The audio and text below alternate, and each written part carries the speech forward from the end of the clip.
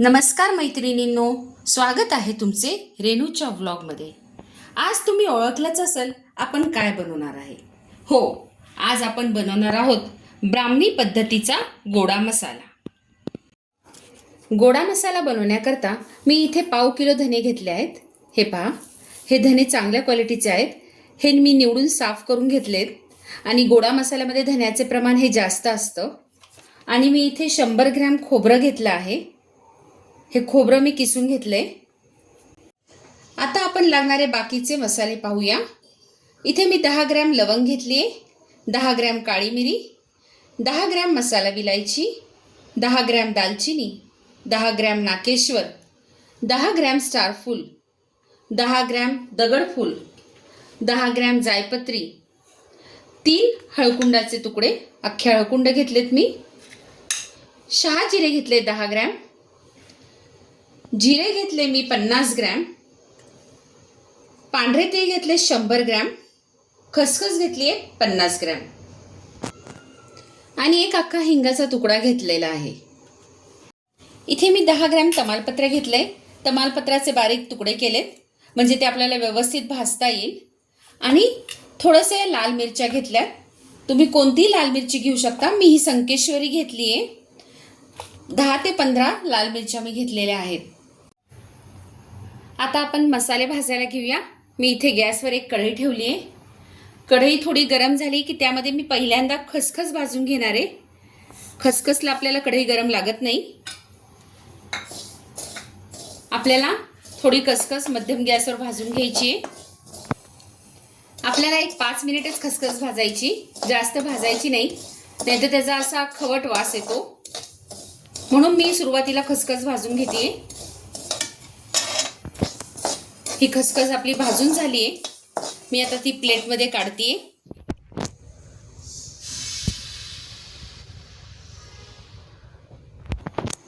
आता आपण तीळ भाजून घेऊया।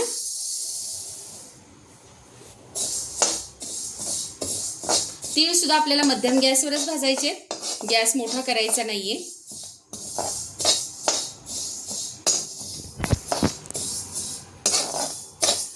हा जो मी मसाला बनवते, हा मसाला आपण मसाले भाताकरता वापरू शकतो, चिंच गुळाची जी आमटी असते त्याकरता, भरलेल्या वांग्याची भाजी करता किंवा उसळी करता हा वापरला जातो।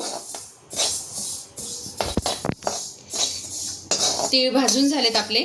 आता मी ते प्लेटमध्ये काढून घेते।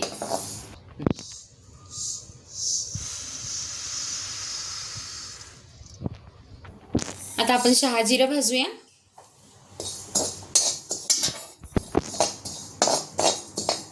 गोडा मसाला आणि काळ्या मसाल्यामध्ये थोडा फरक असतो।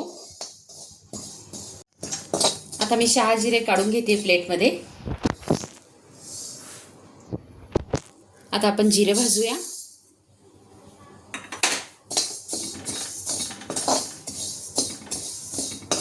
हे बारीक गॅसवरच आपण सगळं भाजून घ्यायचंय। एक 5 मिनिट मी जिरे भाजून घेतले गॅसवर। आता मी हे काढून घेते प्लेटमध्ये। आता आपण खोबरं भाजून घेऊ। खोबरं आपल्याला चांगलं भाजून घ्यायचंय।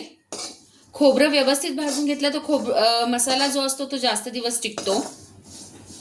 त्यामुळे खोबरं आपल्याला छान खरपूस भाजून घ्यायचंय।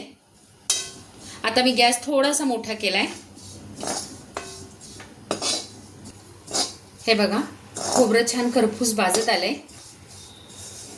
सगळ्या बाजूने आपल्याला छान भाजून घ्यायचंय। आता मी खोबरं काढून घेते प्लेटमध्येच।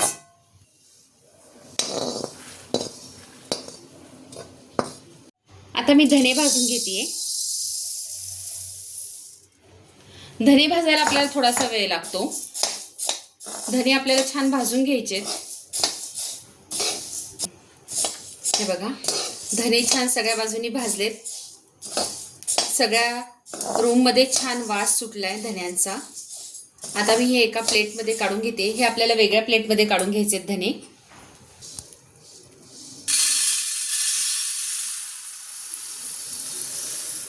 आता मी कढईमध्ये 2 डाव तेल घालतेय। कढईत तेल छान गरम झालंय। त्यामध्ये आता पहिल्यांदा मी हिंग भाजून तळून घेणार आहे। छान तेलावर आपल्याला हिंग तळून घ्यायचं आहे. ह्या अशा पद्धतीने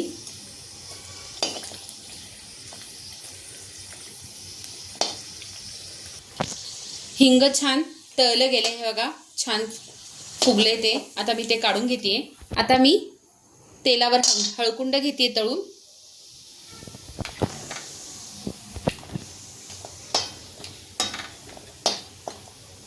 हळकुंड सुद्धा छान तेलावर तळलं गेले. हे बघा छान फुगले हळकुंड. आता मी हे काढून घेते हळकुंड सुद्धा. आता मी तेलात जायपत्री तळून घेते. हे बघा अशी छान तेलामध्ये ती फुगती. छान फुगली ती. मी ती आता काढून घेते प्लेटमध्ये. आता मी मसाला विलायची तळून घेते. हे बघा ती सुद्धा छान लगेच तेलामध्ये फुगली. हे बघू शकता तुम्ही. लगेच काढून घ्यायची आपण ती.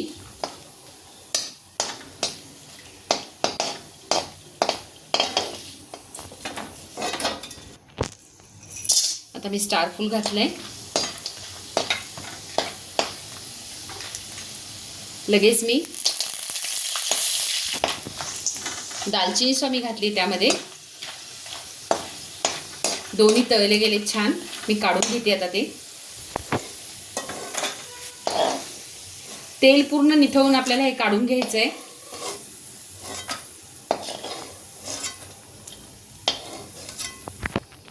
आता मी दगडफूल तळतीये तेलात.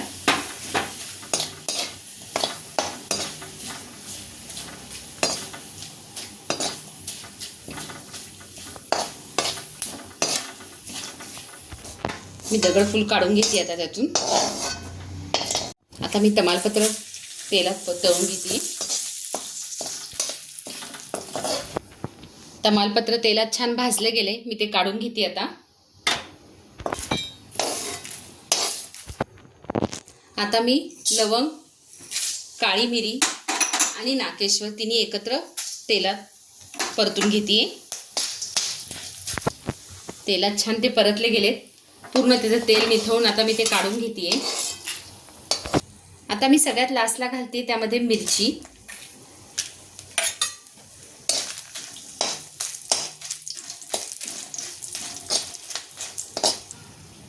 मिरची सुद्धा मी भाजून घेतली आहे. मी काढते ती आता. आता मी जो हिंगाचा खडा तळून घेतला होता तो आपण पहिल्यांदा बारीक करून घ्यायचा आहे. मिक्सरमध्ये आपल्याला असंच घालता येणार नाही, म्हणून मी खलबत्त्यामध्ये तो कुटून घेते. हे अशा पद्धतीने मी हिंगाचे तुकडे करून घेतले. आता मी ते काढून घेते. आता आपण त्यामध्ये हळकुंड घेणार आहोत कुटून.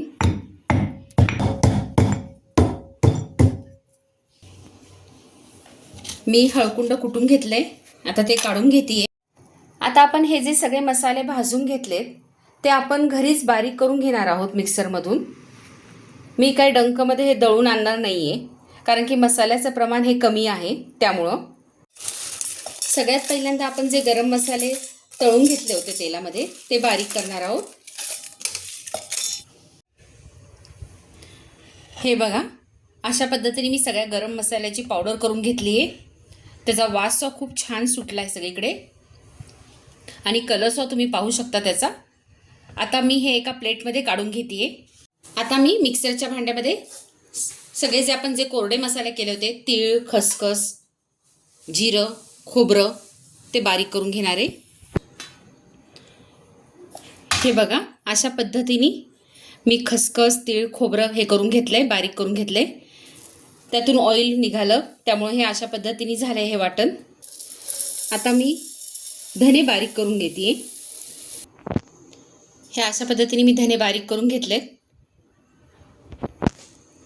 हे बारीक केलेले धने मी ह्या खसखस, तीळ, खोबऱ्यामध्ये जे होतं ते आपलं तयार केलेलं त्यामध्ये हे मिक्स करून घेते. आता आपण जी गरम मसाल्याची पावडर तयार करून घेतली ती ह्यामध्ये मी ॲड करते आणि हे सगळं एकत्र मिक्स करून आपल्याला पुन्हा एकदा वाटून घ्यायचं आहे. हे आपल्याला सगळं एकत्र असं हाताने छान मिक्स करून घ्यायचं आहे आणि पुन्हा एकदा बारीक करून घ्यायचं आहे. मस्त वास सुटलाय सगळीकडं. खूप छान वास येतोय मसाल्याचा. हे असं जरी तुम्ही डायरेक्ट मिक्सरमध्ये परत लावलं आणि बारीक केलं तरी चालेल. असं मिक्स नाही केलं तरी ते आपोआप मिक्सरमध्ये मिक्स होईल. ह्या अशा घरी तयार केलेल्या गोड्या मसाल्याची चव काही न्यारीच असती. त्यामुळे नक्कीच तुम्ही हा मसाला तयार करून बघा घरी. आता मी पुन्हा हे मिक्सरमधून बारीक एकत्र करून घेणार आहे. आता हे मिक्सरमध्ये सगळं मी एकत्र पुन्हा एकदा फिरवून घेणार आहे. त्यामध्ये ते फिरवताना मी मीठ घालणार आहे. जितक्या वेळा तुम्ही मिक्सरच्या भांड्यामध्ये ते घालताल तितक्या वेळा तुम्ही मीठ घालायचं. 1 चमचा तुम्ही मीठ घालू शकता त्यामध्ये. ज्या बरणीमध्ये आपण मसाला भरणार आहे ती बरणी पूर्ण कोरडी करून घ्यायची. त्याला बिलकुल पाण्याचा थेंब लागला नाही पाहिजे. जर असं काही झालं तर मसाला आपला जास्त दिवस टिकत नाही. आता मी मसाला ह्यामध्ये भरतीये. माझी आजची रेसिपी तुम्हाला कशी वाटली हे मला कमेंट करून जरूर कळवा. माझ्या रेसिपी अशाच पाहत राहा आणि बनवत राहा. आणि हो, माझ्या चॅनेलला लाईक, शेअर, सबस्क्राईब जरूर करा. धन्यवाद.